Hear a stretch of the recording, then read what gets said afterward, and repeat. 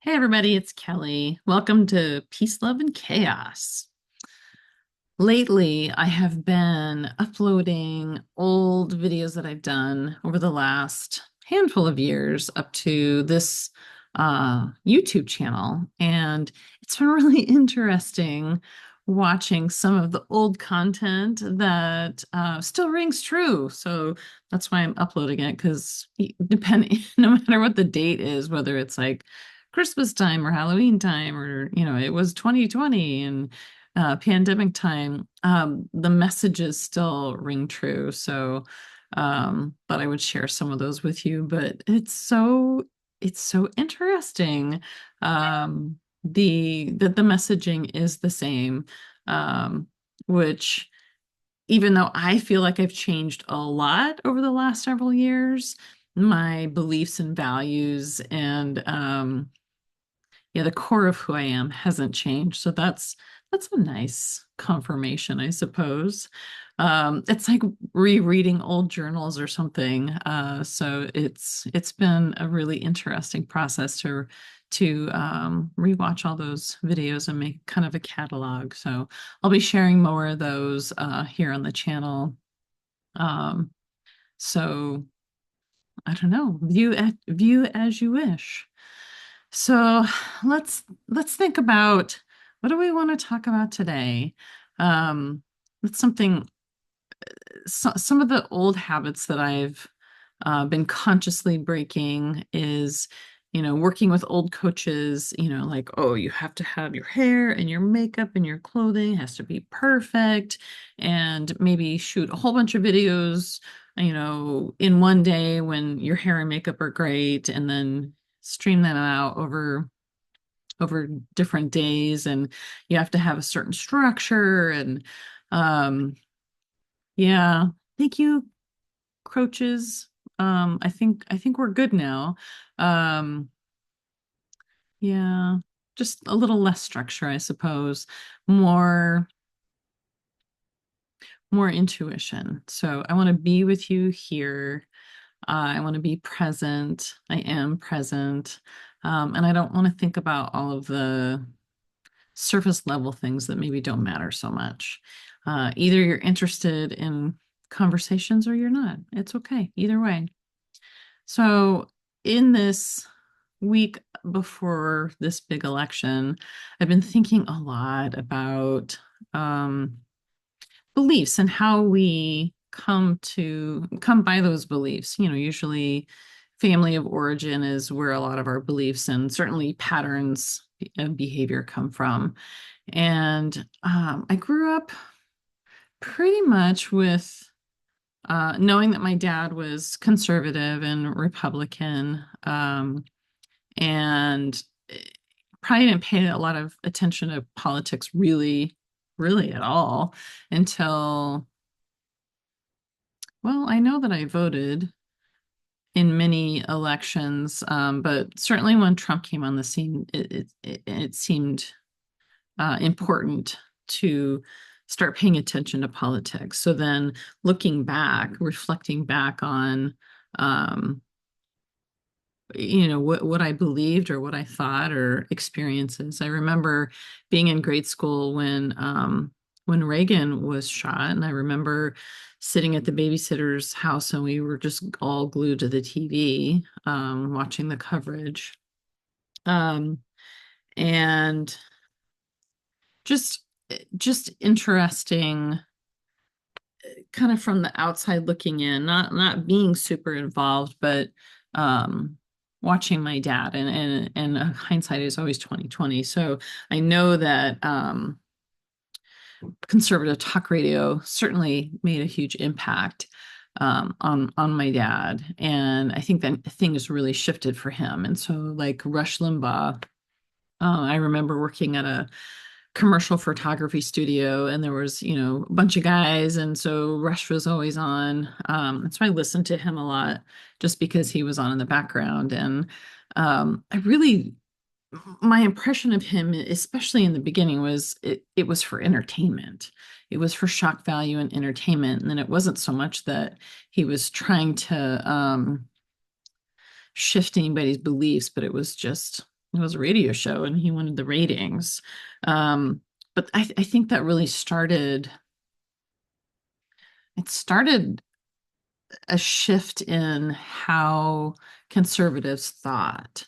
And then, doing some research on what was the timeline, then Fox News came on the scene, and Fox News Entertainment, because um, that's what they're listed as, actually, officially, is not a news channel, but an entertainment channel. But I remember watching that with my dad, and we were small business owners together. And so, without really getting into politics, it was very ancillary for me. Um, a lot of times, unless we're really paying attention or being intentional about it, a lot of times we'll just kind of go along with what our parents, kind of went along with, I suppose. So I knew that at the time that we had our small business, that Republicans meant, less taxes on small business. That's all that I had heard. So I'm like, okay, that sounds good. Yeah, I'm a small business, and I want to keep more money in my pocket and have less overhead. So yeah, that sounds good to me. And I didn't I didn't really know much more than that. And so this election cycle, I've certainly been looking kind of more of a historical aspect, and um, how I grew up, how it impacted me and my dad's beliefs, and how he and I changed, from each other over the years.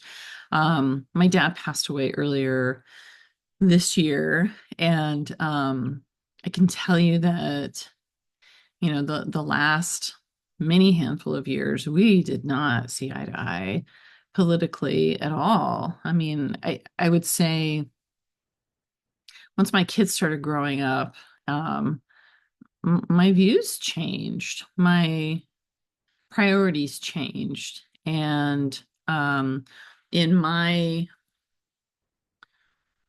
I suppose, personal and spiritual journey,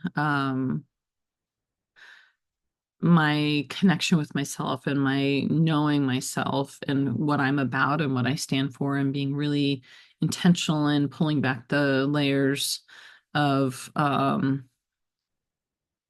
masks we wear, and the, just the surface level things, who really getting to the root of who I am and what I believe and what's important to me. And um, definitely found myself to be more moderate. And so I know Dad and I would go round and round on some of the talking points that he would hear on conservative talk radio, or the news, and we would just go round and round. And it's interesting because he didn't want to hear another perspective.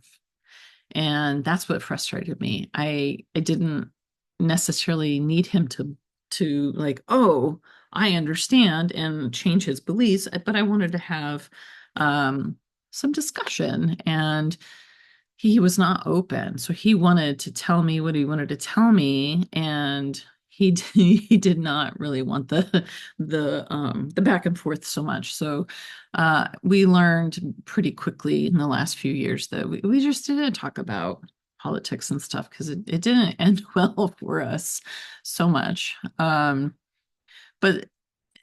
talking 2020, so the pandemic, we were, pretty much all at home, and the kids were home.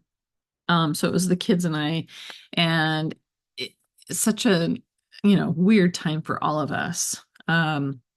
We would have these marathon conversations in the kitchen.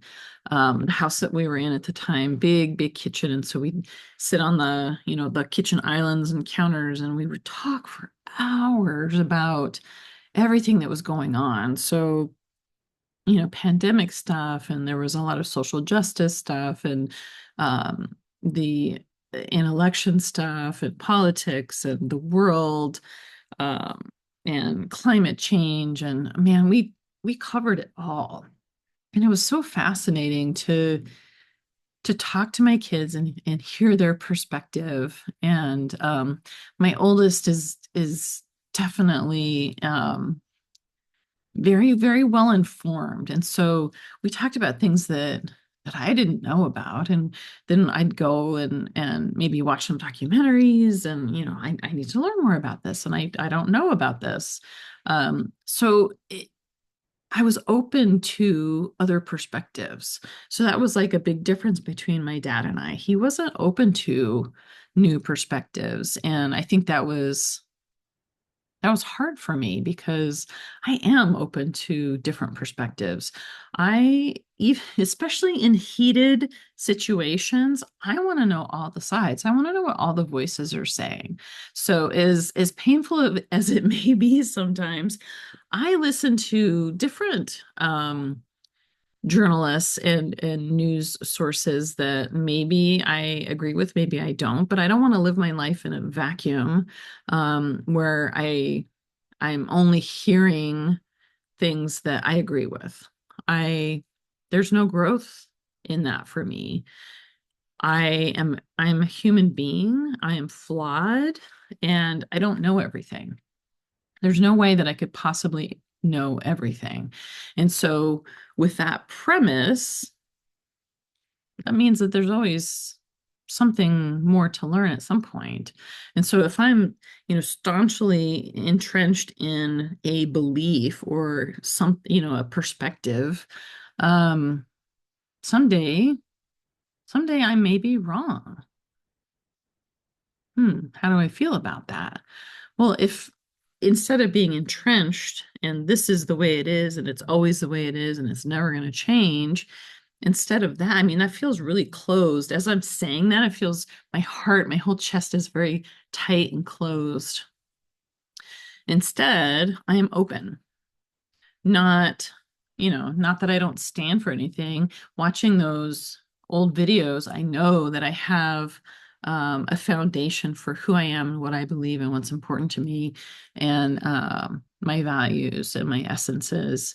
So taking in new information, um, yeah, it's really interesting to see the differences of people that are open to learning new perspectives or at least hearing new perspectives or different perspectives, and people that are closed that nope, this is the way it is and you're wrong.